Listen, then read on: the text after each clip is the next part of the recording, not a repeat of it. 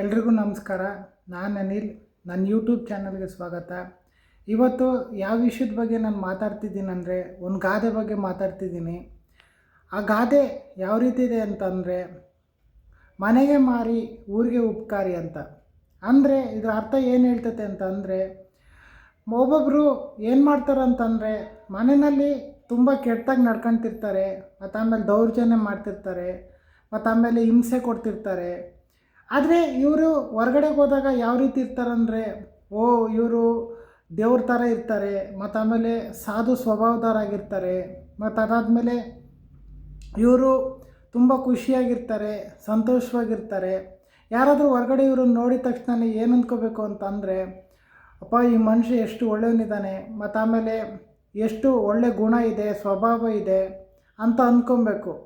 ಆದರೆ ಇವ್ರು ಮನೆಗೆ ಬಂದಿದ ತಕ್ಷಣ ಏನು ಮಾಡ್ತಾರೆ ಅಂತಂದರೆ, ಇವರು ತುಂಬ ದೌರ್ಜನ್ಯ ಮಾಡೋಕ್ಕೆ ಸ್ಟಾರ್ಟ್ ಮಾಡ್ತಾರೆ, ಹಿಂಸೆ ಕೊಡೋದಕ್ಕೆ ಸ್ಟಾರ್ಟ್ ಮಾಡ್ತಾರೆ, ಮತ್ತು ಆಮೇಲೆ ಎಲ್ರಿಗೂ ಬೈಯೋದು, ಗಲಾಟೆ ಮಾಡೋದು, ಇನ್ನೂ ನಾನಾ ರೀತಿಯಾಗಿ ಚಿತ್ರಹಿಂಸೆಗಳನ್ನ ಮಾಡೋದು, ಎಲ್ಲ ರೀತಿಯೂ ಮಾಡೋಕ್ಕೆ ಸ್ಟಾರ್ಟ್ ಮಾಡ್ತಾರೆ.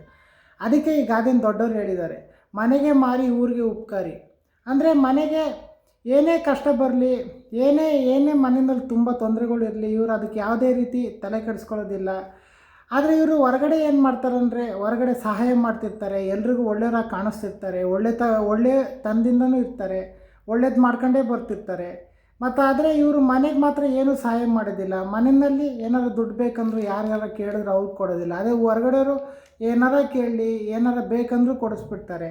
ಅದಕ್ಕೆ ಈ ದೊಡ್ಡವರು ಈ ಗಾದೆ ಏನು ಮಾಡಿದ್ದಾರೆ ಅಂದರೆ, ಮನೆಗೆ ಮಾರಿ ಊರಿಗೆ ಉಪಕಾರಿ ಅಂತ ಹೇಳಿದ್ದಾರೆ. ಇದರ ಅರ್ಥ ಇಷ್ಟೇ, ಇವರು ಮನೆಯಲ್ಲಿ ಯಾವಾಗಲೂ ಕೆಟ್ಟತನದಲ್ಲೇ ಇರ್ತಾರೆ, ಹೊರಗಡೆಗೆ ಹೋದರೆ ಇವರು ಯಾವಾಗ್ಲೂ ಒಳ್ಳೆಯವ್ರ ಥರನೇ ನಡವಳಿಕೆ ಮಾಡ್ಕೊಂಡೇ ಇರ್ತಾರೆ. ಆದರೆ ಇವರು ಸ್ವಭಾವ ಕೆಟ್ಟದೇ ಇರುತ್ತೆ. ಆದರೆ ಮನೆಯಲ್ಲಿ ಇವರು ಒರಿಜಿನಲ್ ಗುಣ ಗೊತ್ತಾಗುತ್ತೆ. ಆದರೆ ಹೊರಗಡೆಗೆ ಹೋದಾಗ ಇವರು ಒರಿಜಿನಲ್ ಗುಣನ ಅವರು ಬಯಲಾಗಕ್ಕೆ ಬಿಡೋದೇ ಇಲ್ಲ. ಮತ್ತು ಅದಾದಮೇಲೆ ಇವರು ಹೊರಗಡೆ ಒಳ್ಳೆಯವ್ರ ಥರನೇ ಕಾಣಿಸ್ಬೇಕು, ಮತ್ತು ಆಮೇಲೆ ಒಳ್ಳೆಯವ್ರು ಅಂತ ಅಂದ್ಕೊಬೇಕು ಅಂತಲೇ ಇವ್ರು ಮಾಡ್ಕೊಂಡಿರ್ತಾರೆ. ಹಂಗಾಗಿ ದೊಡ್ಡವರು ಈ ಗಾದೆನ ಮಾಡಿದ್ದಾರೆ. ಹಂಗಾಗಿ ಗಾದೆ ನಿಮ್ಗೆ ಅರ್ಥ ಆಗಿದೆ ಅಂತ ಅಂದ್ಕೊಂಡು, ನನಗೆ ಗೊತ್ತಿರೋ ಮಟ್ಟಿಗೆ ಇನ್ಫಾರ್ಮೇಷನ್ ಕೊಟ್ಟಿದ್ದೀನಿ, ನಿಮ್ಗೆ ಇಷ್ಟ ಆಗುತ್ತೆ ಅಂತ ಅಂದ್ಕೊಂಡು ನಾನು ಮಾತಾಡಿದ್ದೀನಿ. ಮತ್ತು ಅದಾದಮೇಲೆ ಯಾರ್ಯಾರು ನನ್ನ ಯೂಟ್ಯೂಬ್ ಚಾನಲ್ಗೆ ಸಬ್ಸ್ಕ್ರೈಬ್ ಮಾಡ್ಕೊಂಡಿಲ್ಲ, ದಯವಿಟ್ಟು ಸಬ್ಸ್ಕ್ರೈಬ್ ಮಾಡ್ಕೊಳ್ಳಿ. ಮತ್ತು ಆಮೇಲೆ ಏನಾದ್ರು ಇಷ್ಟ ಆದರೆ ಈ ವಿಡಿಯೋಗೆ ಲೈಕ್ ಕೊಡಿ, ಮತ್ತು ಏನಾದ್ರು ಹೇಳಂಗಿದ್ರೆ ಕಮೆಂಟ್ ಮಾಡಿ. ನೆಕ್ಸ್ಟ್ ವೀಡಿಯೋದಲ್ಲಿ ನಾನು ಬೇರೆದ್ರ ಬಗ್ಗೆ ಮಾತಾಡ್ತೀನಿ. ಈ ವಿಡಿಯೋನ ಇಲ್ಲಿಗೆ ನಿಲ್ಲಿಸ್ತಾ ಇದ್ದೀನಿ. ಎಲ್ರಿಗೂ ಧನ್ಯವಾದಗಳು. Thank you so much.